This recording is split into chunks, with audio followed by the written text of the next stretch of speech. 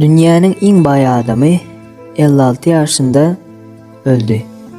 Baylığın seni ölümden halas edip bilmeyendigini görkezýär. Pulun köp bolmagy yaşaýyşy uzaltmaýar.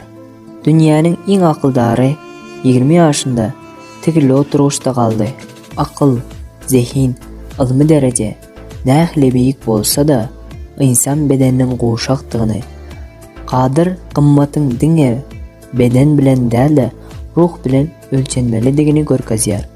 Dünyanın en meşhur boksçysy ellerini harekete getirip bilmeyen ýagdaýa geldi. Güç kuwatyň diňe Hazreti Allah'a degişidigini ve bizim bedenimizdäki güç wagt bilen ýetýändigini, adam bedeninin hemişelik däldigini anladýar. Ýene-de bir döwletiň en baýy özüniň guran hassahanasyna ýetişmän döwlet hassahanasynda aradan çykdy. İnsanyň ykbaly öňünden ýazylandygyny, baýlygyň hem, güýjüň hem ölümden halas edip bilmeýändigini görkezýär. Bu dünýäde bizim izde goýup biljek en gymmatly zadymız bu ýadygärlik bolan adam kärçiligimizdir.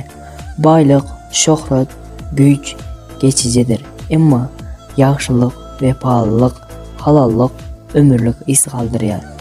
Diňe bizden goýat ýanymyz bilen alyp gidip biläýjek goý iş eden bolsak sogaplarymyzdyr.